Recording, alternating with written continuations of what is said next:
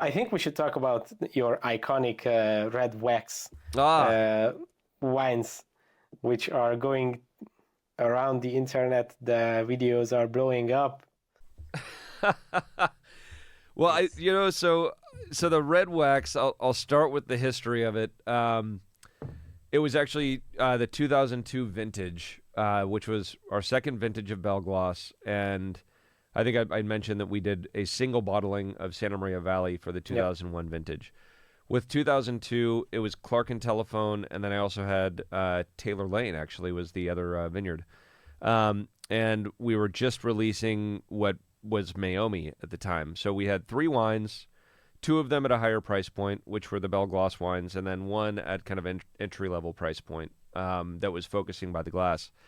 So I wanted to go more standard packaging for the Mayomi, but I wanted to showcase that this Belle Gloss with the red wax. This was an upgrade to what you might have with Mayomi, and so I started dipping in wax, and really liked the look of it. And it didn't quite look as nice as this. Back then we've refined the process and everything, but nonetheless, I felt we wanted to stick with the wax, and I think it was a good move. Because as Pinot Noir became so popular through post Sideways, it helped keep us relevant. It went from, I mean, maybe a dozen, maybe a dozen to 20 producers of Pinot Noir in the state before Sideways to, I'm not kidding, like over 500 producers of Pinot Noir.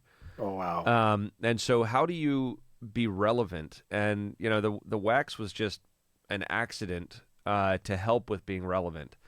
I mean, we've learned a lot about the benefits of wax over the years, but in the beginning, it was really just an aesthetic differentiator, so people could see that, okay, this is a vineyard designate. This is their highest and best expression of Pinot Noir compared to the Mayomi.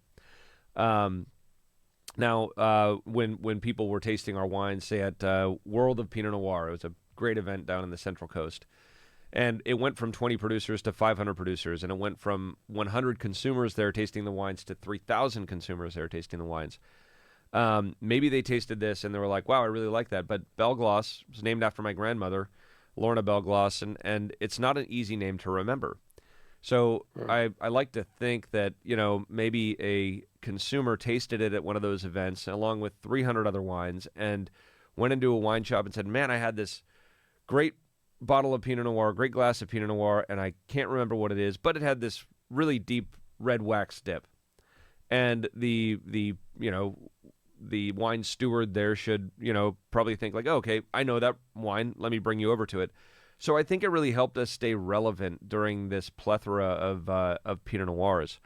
What we've learned more recently now is that wax actually is, it's the most traditional form of sealing a bottle, going back hundreds of years. And we've now tasted through unwaxed versus waxed bottles of vintages that are 10 to 15 years old, and we're Okay. seeing that uh, the integrity of the wine holds up better under wax with a cork.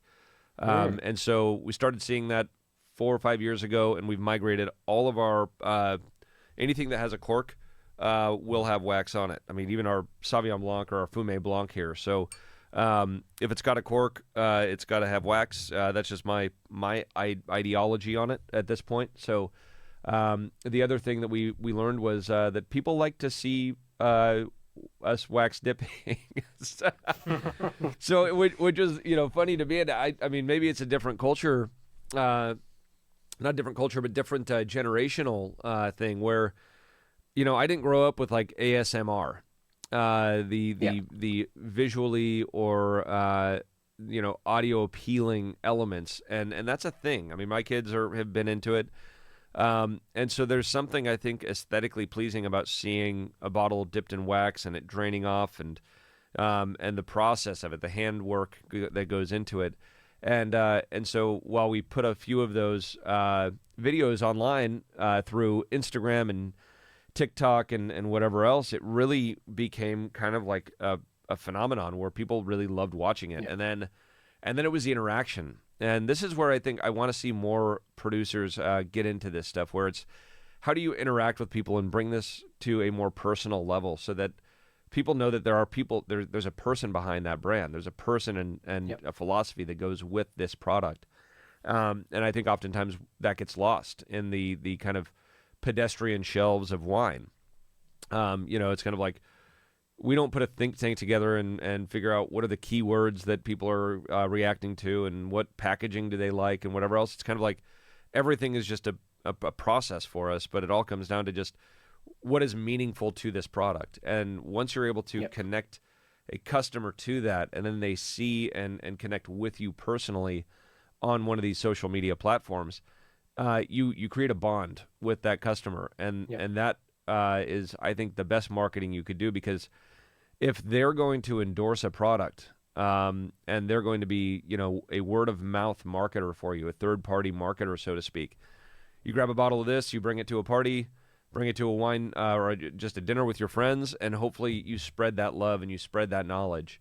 And so even if it's something as people enjoying us watching, the wax dipping, that gets them into trying the wine and then, being a proponent of the wine, then it's doing something good for the wine industry in general. Totally. Thanks for watching this video. You can watch the full podcast episode by clicking here, or watch another interesting video by clicking here. Let's continue the discussion in the comment section and see you in the next one.